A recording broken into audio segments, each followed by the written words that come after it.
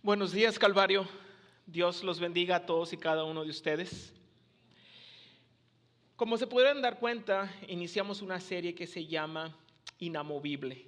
Cómo anclar nuestra vida a las promesas de Dios. Esta será una de las promesas, pienso yo, más grandes que ustedes pueden escuchar. Así que entusiasmado de poder compartir este tiempo junto a todos ustedes.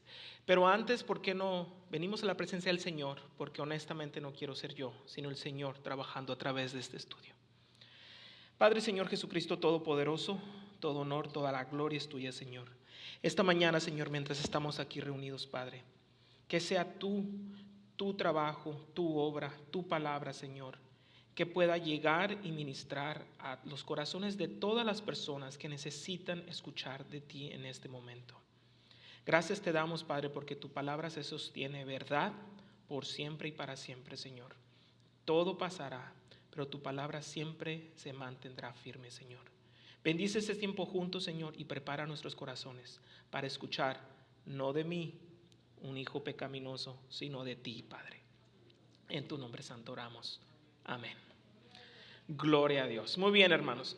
Pues la semana pasada el pastor Cristian nos dio una enseñanza inspiradora sobre el poder de la oración del creyente.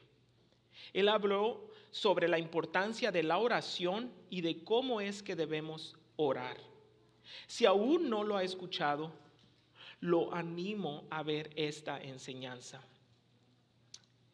Podemos nosotros ver un versículo en el versículo de Santiago 5:16 que dice: la oración ferviente de una persona justa tiene mucho poder y da resultados maravillosos.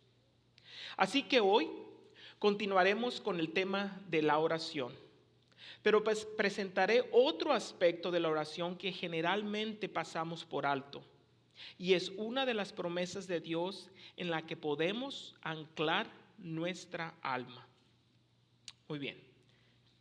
Si usted ha sido adoptado en la familia de Dios, si usted lleva el nombre de Cristo, ¿y a qué me refiero con esto? Es decir, que si usted ha puesto su propia fe personal y confianza en Él, nadie se salva por la fe de otro.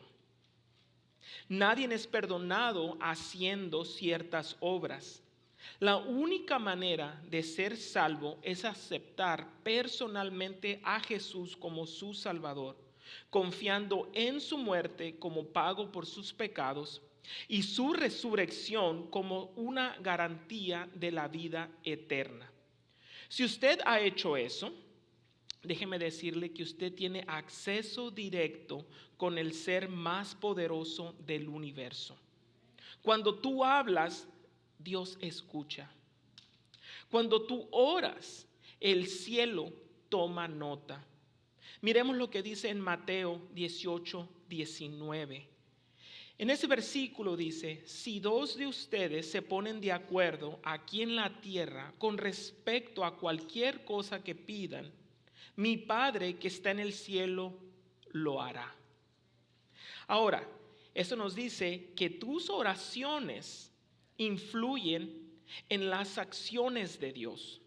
Ahora, ¿significa esto que nuestras oraciones están destinadas a cambiar la mente de Dios? No. Nosotros creemos en la soberanía de Dios, pero aún ahí creemos nuestro deber como cristianos de orar. Ciertamente no creemos que nuestras oraciones de ninguna manera van a manipular o van a cambiar la mente de Dios, pero sí creemos que nuestras oraciones son significativas. Dios usa nuestras oraciones como un medio para lograr sus fines ya determinados. Muy bien. Como prueba de lo que les acabo de mencionar, miraremos la historia de Elías, que vivió 8 siglos antes del nacimiento de Jesús. El profeta Elías es una de las personas más interesantes y coloridas de la Biblia. Y Dios lo usó durante un momento importante en la historia de Israel. para oponerse a un rey malvado y traer avivamiento a la tierra. La vida de Elías estaba llena de confusión. A veces era un hombre audaz y decisivo, y otras veces temeroso y tentativo. ¿A poco no se parece a nosotros? Mostró victoria y derrota seguida de recuperación. Elías conoció tanto el poder de Dios como las profundidades de la depresión. Muy bien, en esos días, el reino del norte tenía 20 reyes y todos eran malvados. Pero el peor de todos estos monarcas era Acab. Muy bien, déjenme presentarles a Acab. Acab fue uno en una línea de reyes cada vez más malvados en la historia de Israel.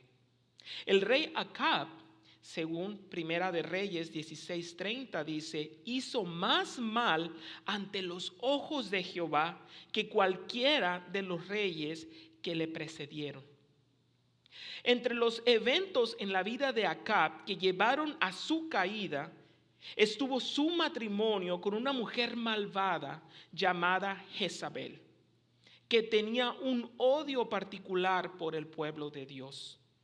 En Primera de Reyes 18:4 leemos, cierta vez cuando Jezabel intentaba matar a todos los profetas del Señor, imaginen ese odio, Abdías, otra persona, escondió a 100 de ellos en 2 cuevas, metió a 50 profetas en cada cueva y les dio comida y agua. Con esa mujer se casó el rey Acab. Debido a su matrimonio con una mujer pagana, Acab se dedicó a la adoración de los falsos dioses Baal y Ashira en Israel. En Primera de Reyes 16:32 dice, construyó un templo y un altar para Baal en Samaria.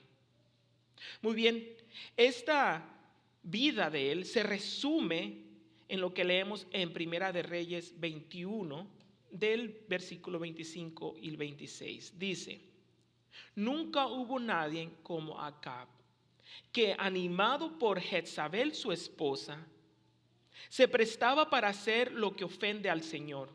Su conducta fue repugnante, pues siguió a los ídolos, como lo habían hecho los amorreos, a quienes el Señor expulsó de la presencia de Israel. En la historia de Israel, no leemos sobre ningún periodo tan oscuro como este. Mal tiempo para Israel.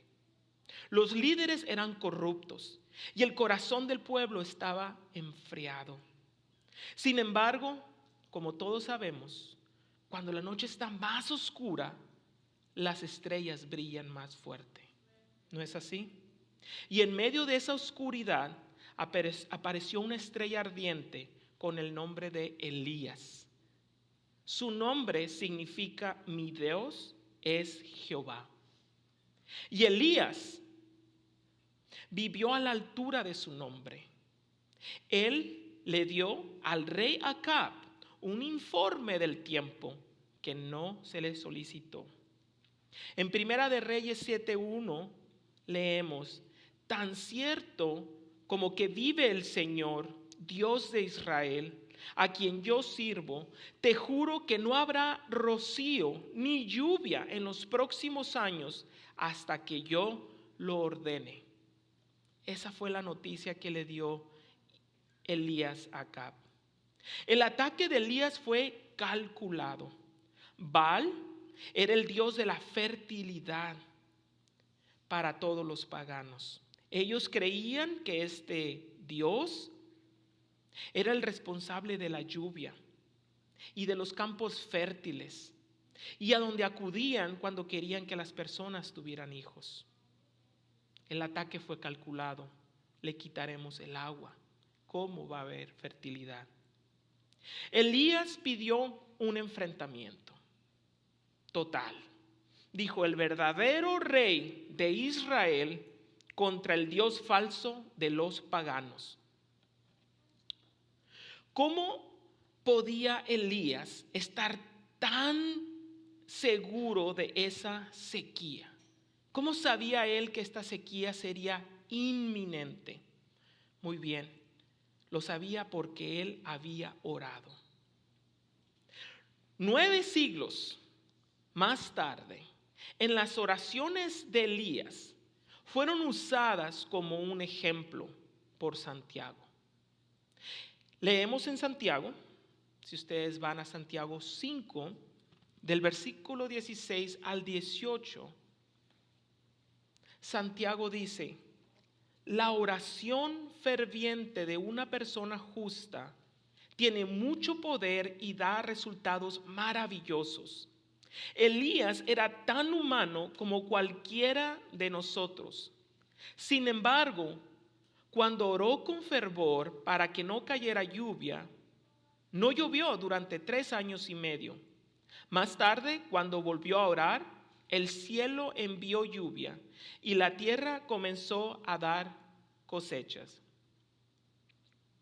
A Santiago le impresionó que una oración así de poderosa proviniera de una persona tan ordinaria, tan normal, tan humana, tan como nosotros. Elías era tan humano como cualquiera de nosotros, Santiago 5:17. Pero sus oraciones fueron escuchadas porque oró, no con elocuencia, no quizás con palabras grandes o profundas, sino porque oró con fervor.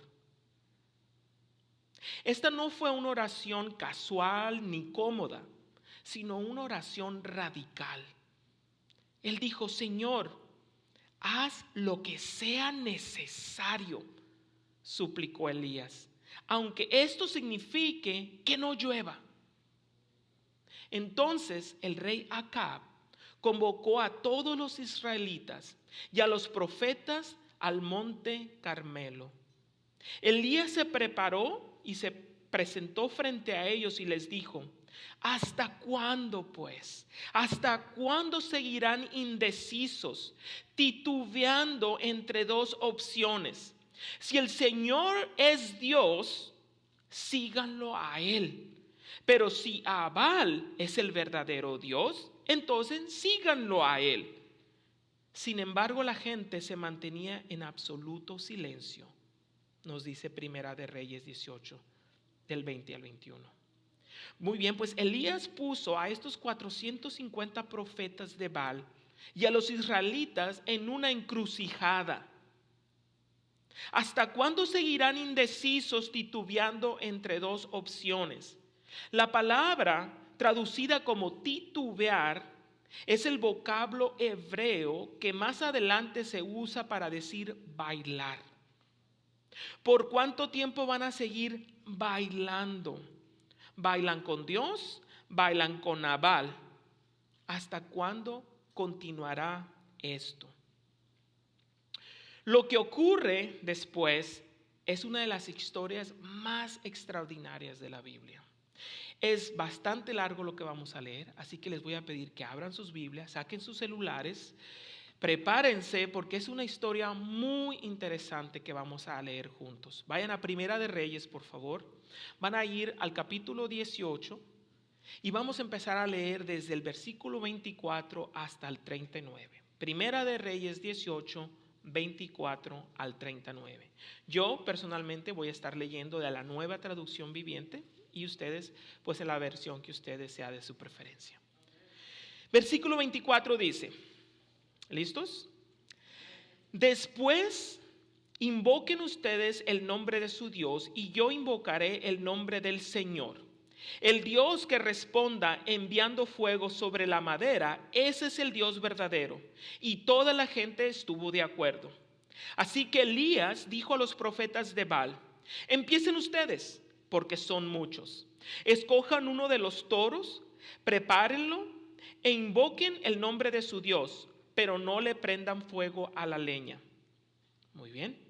Versículo 26. Entonces ellos prepararon uno de los toros y lo pusieron sobre el altar. Después invocaron el nombre de Baal desde la mañana hasta el mediodía, gritando: oh Baal, respóndenos. Pero no hubo respuesta alguna. Entonces se pusieron a bailar, cojeando alrededor del altar que habían hecho. Cerca del mediodía, Elías comenzó a burlarse de ellos. Tendrán que gritar más fuerte, se mofaba. Sin duda que es un Dios. Tal vez esté soñando despierto o quizás esté haciendo sus necesidades. Seguramente salió de viaje o se quedó dormido y necesita que alguien lo despierte. Muy bien, como se pueden dar cuenta, Baal había reprobado su curso de diplomacia, ¿no es así? Nada diplomático para arreglar conflictos. Estaba él literalmente burlándose.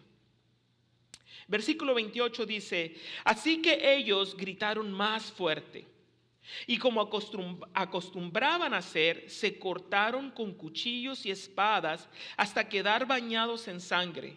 Gritaron disparates toda la tarde hasta la hora del sacrificio vespertino, pero aún no había respuesta. Ni siquiera se oía un solo sonido. Como pueden darse cuenta, estos profetas de este rey falso bailaban, cantaban, danzaban y empezaron hasta a cortarse los brazos y poner su sangre sobre el altar, pero había un silencio. Baal no respondía. Baal no estaba escuchando el clamor de esta gente. Versículo 30. Entonces Elías llamó a la gente: vengan acá. Así que todos se juntaron a su alrededor, mientras él reparaba el altar del Señor que estaba derrumbado. Tomó 12 piedras, una para representar cada tribu de Israel, y usó las piedras para reconstruir el altar en el nombre del Señor. Luego cavó una zanja alrededor del altar con capacidad suficiente para 15 litros de agua. Apiló la leña sobre el altar, cortó el toro en pedazos y puso los pedazos sobre la madera. Luego dijo: llenen 4 jarras grandes con agua y échenle el agua sobre la ofrenda y la leña. Una vez que lo hicieron, les dijo: háganlo de nuevo. Cuando terminaron, les dijo: háganlo por tercera vez.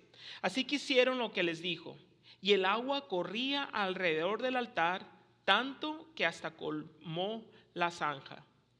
Era medio contradictorio, ¿no? Si quieres que eso se prenda en fuego y lo bañas con agua, pues pensarías que entonces no va a haber fuego, ¿no? Entonces él estaba haciendo lo contrario. Una vez, en el versículo 36, a la hora que solía hacerse el sacrificio vespertino, el profeta Elías caminó hacia el altar y oró: oh Señor, Dios de Abraham, de Isaac y de Jacob, muestra hoy que tú eres Dios en Israel y que yo soy tu siervo. Demuestra que yo he hecho todo esto por orden tuya. Oh Señor, respóndeme.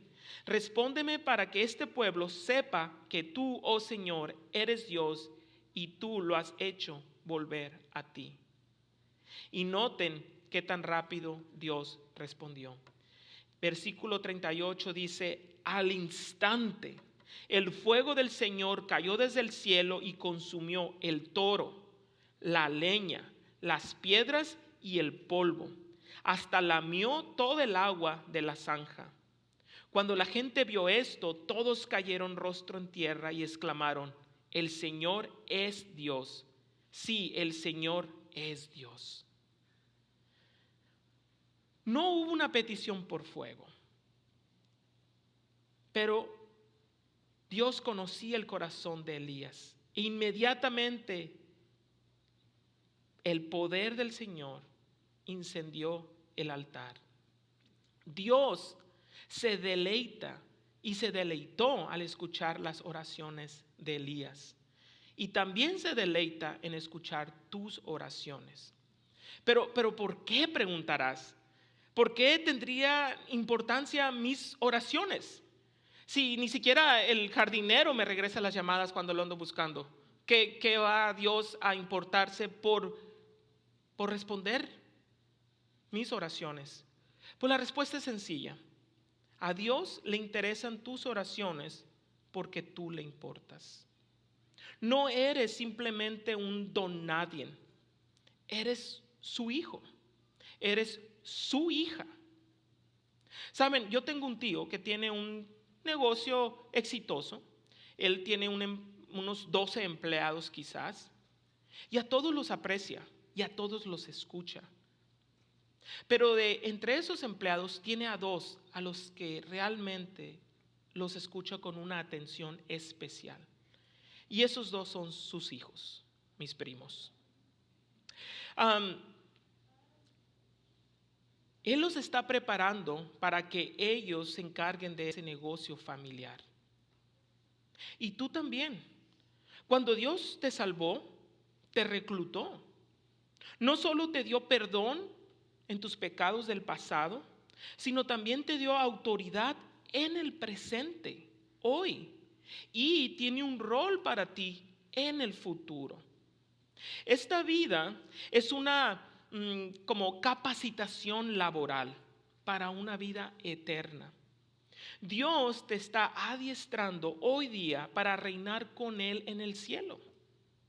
En 1 de Timoteo 2:12 dice, si resistimos, también reinaremos con Él. Y luego en Apocalipsis 5:10 dice, reinaremos sobre la tierra. Formamos parte de la familia de Dios. Reinar sobre el universo es el negocio familiar. Cuando los hijos de mi tío le preguntan, oye papá, ¿podríamos abrir otra sucursal? ¿O qué piensas de añadir un nuevo producto al catálogo? ¿O sabes qué? Este contador no está funcionando, lo deberíamos de cambiar. Su padre de ellos los escucha. Él tiene interés particular en el desarrollo de sus hijos. Pues nuestro Padre Celestial tiene un interés particular en tu desarrollo. Cuando tú, como hijo de Dios, buscas honrar el negocio familiar, Él escucha tus peticiones. Cuando dices, Dios, concédeme una fe más profunda para poder servirte. ¿Quieres acrecentar el negocio familiar? Dios te escucha. Dios, te ruego que me den ese ascenso en el trabajo para poder honrarte. ¿Realmente quieres servirme? Dios, muéstrame dónde podemos irnos a vivir para darte mayor gloria a tu nombre. Dios, concédeme una esposa, un esposo que podamos servirte juntos y mejor. ¿Hará Dios lo que tú le pides? Pues tal vez. O quizás haga hasta algo más de lo que tú imaginas. O quizás no haga nada. Pero ¿sabes qué? Él sabe lo que es mejor para ti. Y mantente en esa promesa firme. La oración ferviente de una persona justa tiene mucho poder y da resultados maravillosos. Como nunca dejas de orar, siempre tienes esperanza.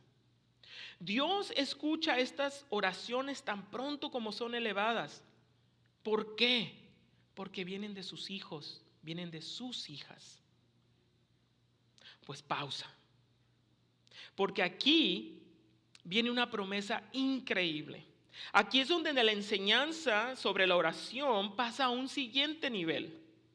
Si Dios escucha las oraciones de sus hijos imperfectos y pecaminosos como nosotros somos, ¿cuánto más escuchará las oraciones de su Hijo perfecto?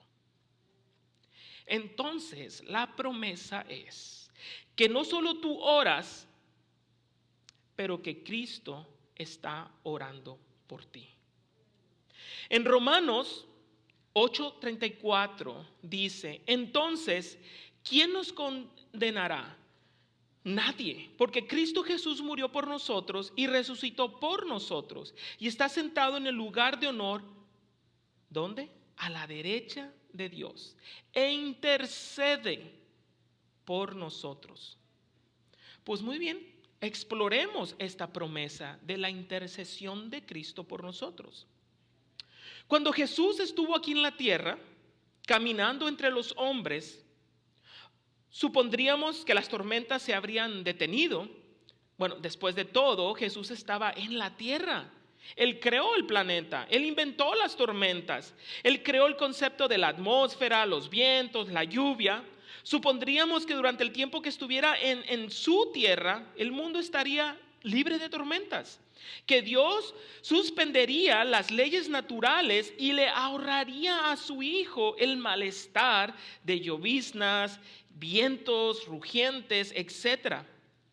O cuando menos pensaríamos que Jesús habría caminado dentro de una burbuja quizás, como la que usa el Papa cuando maneja entre las multitudes, que rodeen a nuestro Salvador con un escudo protector para que no se moje, que no le dé frío, que no se asuste ni lo azote el viento. A Jesús le deberían ahorrar las tormentas de la vida. Y ya que estamos ahí, pues a nosotros los creyentes también que nos las ahorren. Entre las expectativas no expresadas del corazón cristiano encontramos esta. No lo decimos, pero lo pensamos. Decimos, bueno, ahora que pertenezco a Dios, debería de estar libre de tribulaciones en la vida. Algo así como adentro de una burbuja. Otros pueden enfrentar tormentas y yo voy a estar ahí para ayudarlos. Pero yo enfrentar una, imposible. Venir a Jesús es vivir una vida sin tormentas, ¿cierto? Esta expectativa se estrella rápidamente con las rocas de la realidad. Lo cierto es esto: la vida llega con tormentas. Jesús nos asegura en Juan 16:33, en este mundo afrontarán aflicciones. Las tormentas te llegarán a ti y me llegarán a mí. Incluso le llegaron a los discípulos. Y aquí va otra historia. Después de que Jesús acabara de alimentar a una gran multitud, 5,000 de ellos para ser exactos, con solo 5 panes y 2 peces, leemos esto en Mateo 14:22. Dice, inmediatamente después, Jesús insistió a sus discípulos que regresaran a la barca y cruzaran al otro lado del lago mientras Él enviaba a la gente a su casa. Y en el versículo 24 dice, mientras tanto, los discípulos se encontraban en problemas lejos de la tierra firme, ya que se había levantado un fuerte viento y luchaban contra las grandes olas. Sí, a veces, hermanos, creamos nuestras propias tormentas. Bebemos demasiado alcohol, creamos nuestra propia tormenta. Pedimos demasiado dinero prestado, creamos nuestra propia tormenta.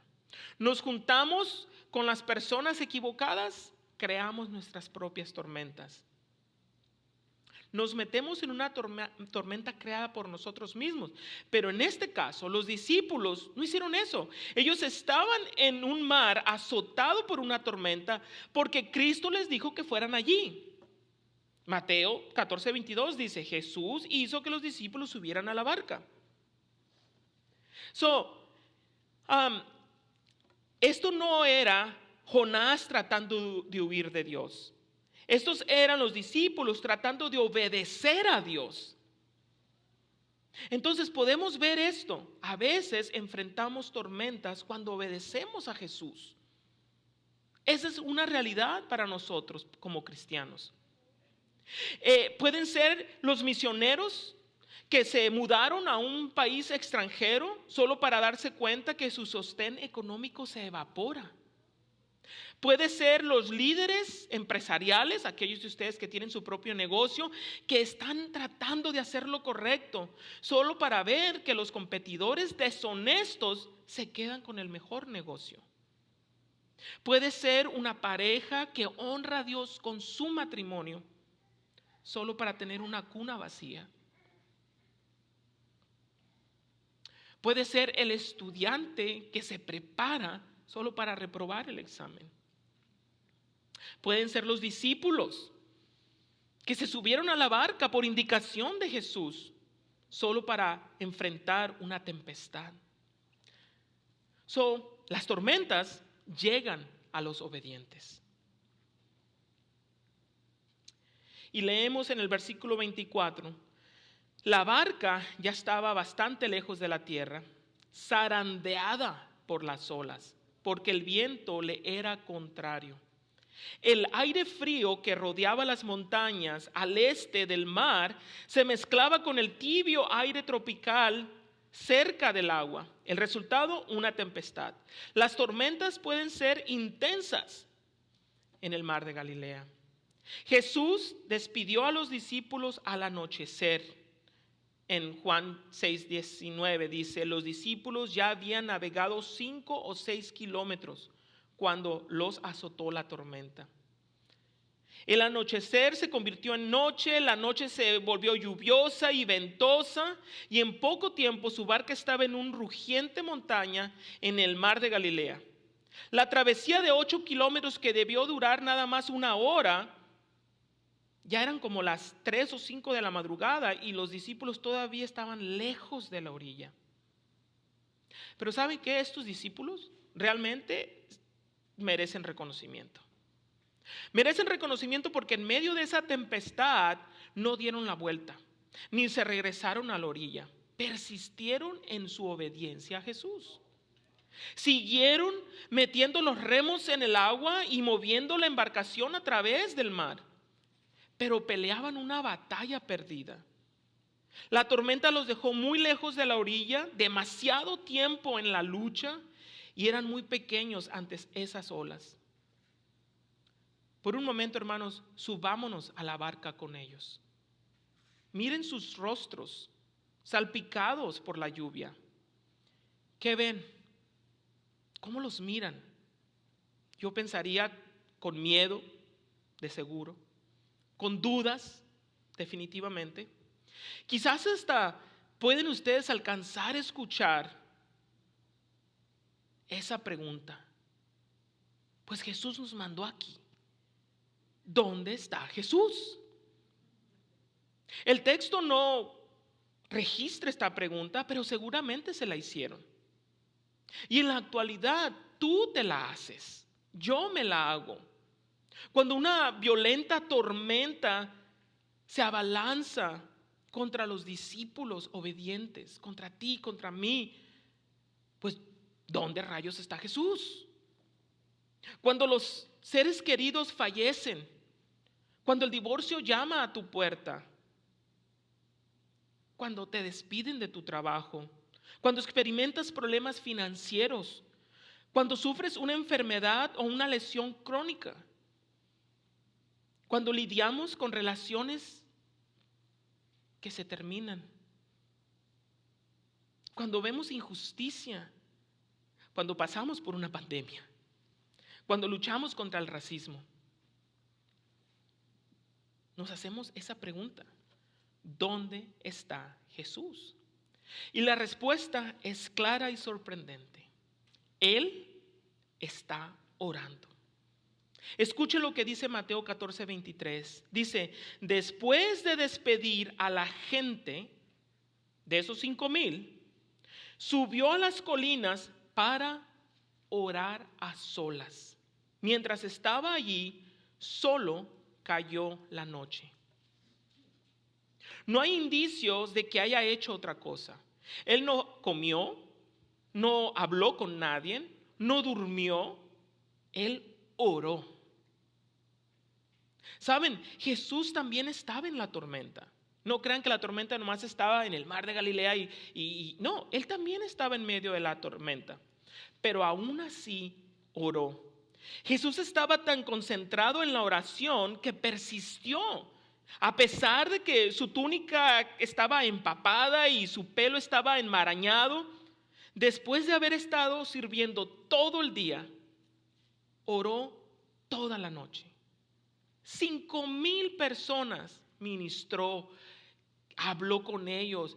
Quizás tenían dolor, preguntas, qué sé yo. A 5,000 de ellos atendió ese día. Yo sirvo a 3, 4 en un día y llego a la casa exhausto. Así como no me hablen, no me texten, no me busquen, déjenme descansar. No me imagino a 5,000. Y sin embargo, él sirvió todo el día y oró toda la noche. Sintió los vientos huracanados y la lluvia en su piel. Pero él oró. O quizás deberíamos decir, porque estaba en la tormenta, por eso oró. ¿Fue la tormenta la razón de su intercesión? Describen sus acciones aquí, su primer línea de acción, orar por sus seguidores. Durante la tormenta, en Romanos 8:34 dice, Él está a la derecha de Dios e intercede por nosotros. La palabra griega en este versículo, que se traduce como interceder, es un verbo fuerte. Significa hacer peticiones o ruegos específicos ante alguien. Hablando en términos bíblicos, esto es lo que hacen los intercesores. Traen ante Dios peticiones fervientes y específicas. Quiero que mediten en esta promesa. Jesús, ahora mismo, en este momento, en medio de tu tormenta, está intercediendo por ti. El Rey del universo está hablando a favor tuyo. Está convocando al Padre Celestial. Está rogando la ayuda del Espíritu Santo. Está abogando para que te envíen una bendición especial. No pelees solo contra el viento y las olas. Encontrar una solución no depende solamente de ti. Tienes al poderoso príncipe y al santísimo abogado defendiéndote. ¿Saben? Cuando Esteban estaba a punto de ser martirizado por su fe, Esteban era un hombre lleno de fe y del Espíritu Santo. Y no se sabe mucho acerca de la vida personal de Esteban. No conocemos a sus padres o sus hermanos, o si tuvo hijos y se casó o tuvo esposa. Sin embargo, lo que se sabe de él es lo que es realmente importante. Era fiel. Incluso cuando se enfrentaba a su muerte. Esteban fue apedreado hasta la muerte por un grupo de personas dirigidos por líderes religiosos en Jerusalén. Y en el libro de Hechos 7:55 dice esto sobre Esteban. Dice, fijó la mirada en el cielo y vio la gloria de Dios. Y vio a Jesús de pie en el lugar de honor a la derecha de Dios.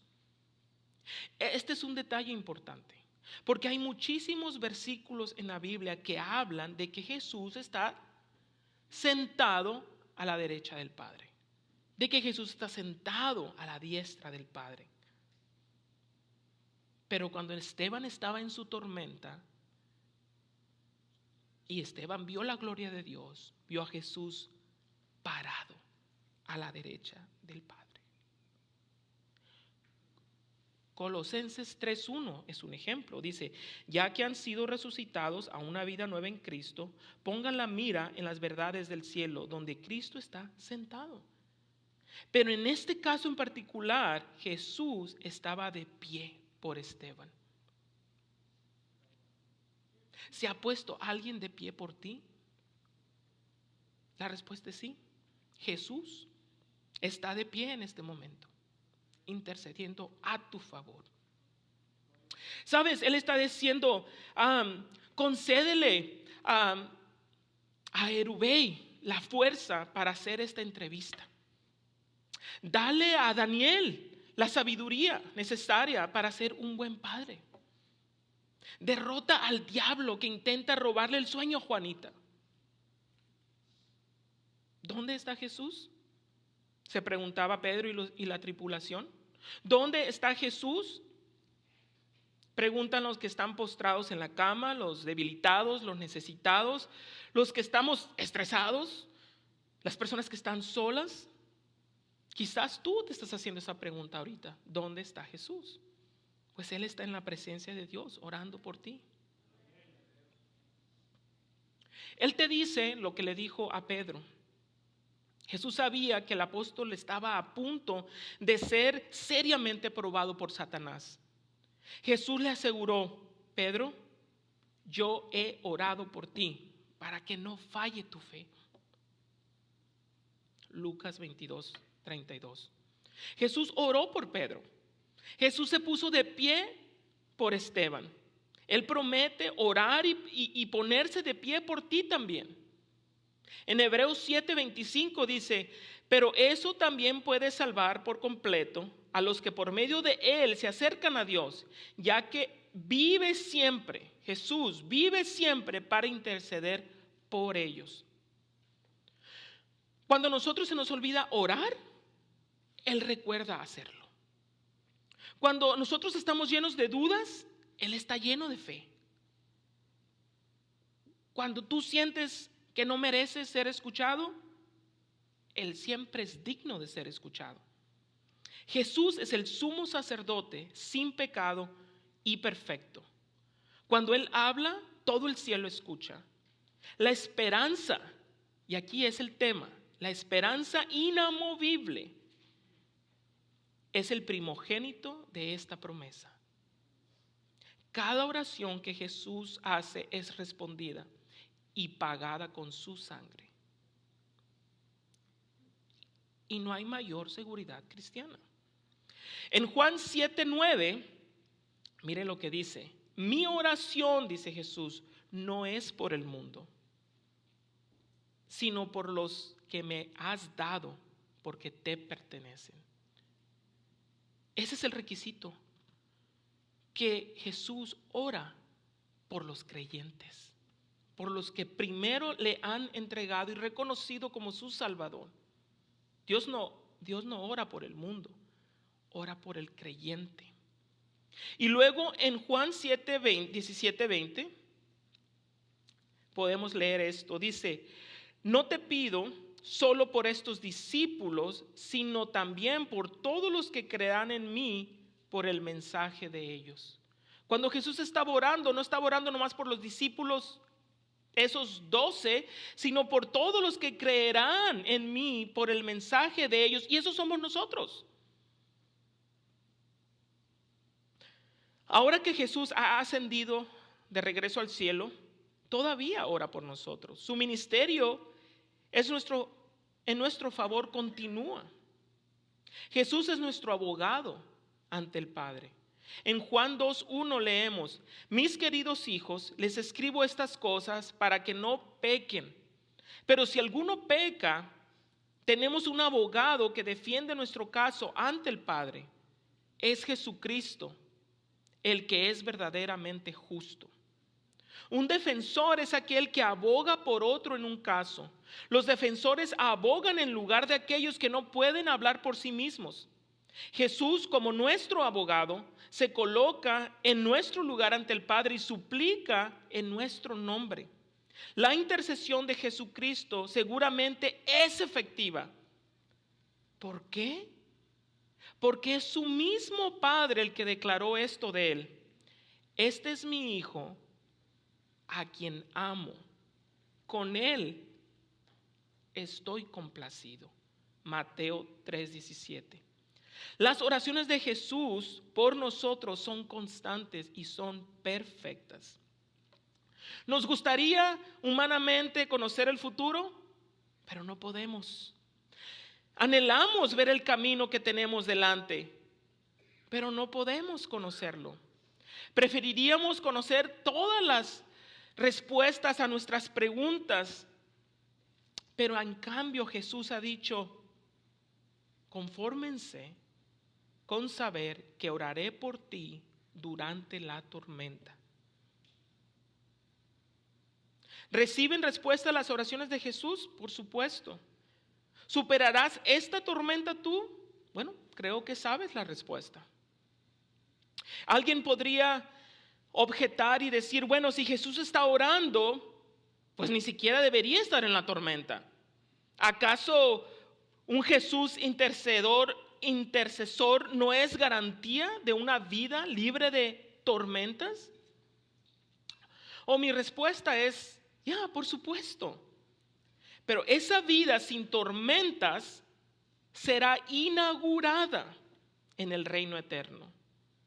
Entre ahora y entonces, como este mundo es un mundo caído y como el diablo todavía sigue provocando dudas y miedo, podemos contar con tormentas. Eso va a suceder. Sin embargo, también podemos contar con la presencia y las oraciones de Cristo en medio de ellas. ¿Saben? Había un chico llamado Chris. Él tenía 9 años y lo diagnosticaron con mononucleosis. Mononucleosis se refiere a un grupo de síntomas generalmente causados por un virus. Qué novedad, ¿verdad? Por lo general ocurre en los adolescentes, pero puede contraerse a cualquier edad. Este virus se transmite a través de la saliva, por lo que algunas personas lo llamaban la enfermedad del beso. Las personas con mononucleosis a menudo tienen fiebre, las glándulas del cuello y las axilas se inflaman, tienen dolor de garganta, dolor de cabeza, fatiga, debilidad muscular, etcétera, etcétera. Muy bien, pues el doctor le ordenó que se mantuviera Chris durante este tiempo en la casa, todo el verano le dijo. Pues Chris era un chico de 9 años que era muy bullicioso, atlético, extrovertido, y pasar todo el verano sin poder salir de casa, sin poder ir a jugar béisbol o ir a pescar o sus paseos en bicicleta, sería para él muy lamentable. Realmente era como encerrar un águila en una jaula, ¿verdad? Que actualmente es como nos sentimos muchos de nosotros, ¿verdad? Debido a la situación que vivimos. Pero para este niño de 9 años, esa era su tormenta. Pues, sin embargo, el papá de Chris era un hombre de fe. Él decidió encontrar algo bueno que hacer durante esa cuarentena. Él vendía guitarras en una farmacia y era un guitarrista bastante bueno el señor. Entonces le compró una guitarra a su hijo Chris y cada mañana le enseñaba a su hijo un nuevo acorde y una nueva técnica y le pedía que lo practicara todo el día. Chris lo hizo. Después resultó que él tenía talento para tocar la guitarra. Y en un par de meses él ya estaba tocando melodías de este cantante famoso que se llama Willie Nelson y empezó a componer sus propias canciones. Pues ese niño de 9 años, unos años después, Chris ya estaba dirigiendo la oración en su iglesia. Unas décadas después, Chris fue reconocido como el compositor más interpretado en el mundo. Y es posible que ustedes hayan escuchado algunas de sus músicas. Cuán grande es Dios, santo es el Señor y Jesús Mesías. Muy bien, pues Chris Tomlin, no puedo evitar pensar que Jesús estaba orando por Chris en su tormenta. Y los mejores esfuerzos del diablo para desalentarnos sucumben a la determinación de Dios para moldearnos. Lo que Satanás propone para mal, Jesús lo usará para bien. Los esfuerzos de Satanás para destruirnos realmente desarrollan nuestra fe. Jesús dice: en este mundo afrontarán aflicciones, pero anímense, yo he vencido al mundo. ¿Puedes imaginarte la certeza que trae esa intercesión? De saber que cada día Jesús está a favor tuyo. Hebreos 7:25 dice: Él vive siempre para interceder por nosotros. Jesús está orando por la gente de la promesa en medio de su tormenta. A través de la bruma de la tormenta. Regresemos entonces a estos discípulos que estaban en esa barca en medio de esa tormenta. En la madrugada Jesús se acercó a ellos caminando sobre el agua. Cuando los discípulos lo vieron caminando sobre el agua, quedaron aterrados. Es un fantasma, gritaron de miedo. Pues muy bien, Jesús estaba orando por ellos en la tormenta, pero al mismo tiempo Jesús es la respuesta a su propia oración. Sí, Jesús hace las dos cosas. Jesús ora por ti, pero Jesús es la respuesta a tu oración. Él es ambas. Intercede y también es la respuesta. Él transformó el agua de ese lugar en un sendero. Aquel que hizo que el mar Rojo se dividiera en dos paredes para que pasara Moisés, pues ahí transformó el agua del mar de Galilea en un sendero nivelado, y en la tormenta se acercó caminando a los apóstoles. Yo soy la respuesta a la oración. Los discípulos se asustaron porque no pensaron que verían a Jesús en su tormenta.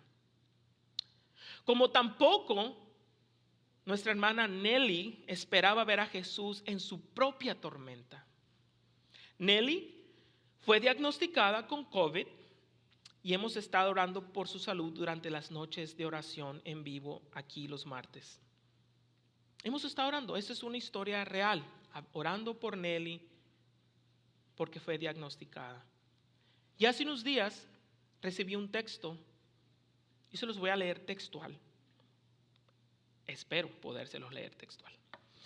Dice: hola a todos.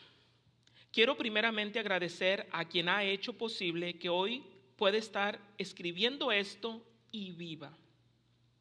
A nuestro Padre Todopoderoso por la salud que me ha regresado. Jamás había estado tan feliz de servirle a un Dios como a mi Dios. Amado Padre, gracias por mi vida, por mi salud y por la de mi familia.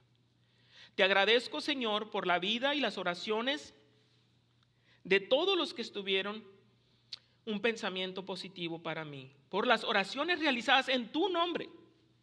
Padre, bendíceles a todos y cada uno de ellos.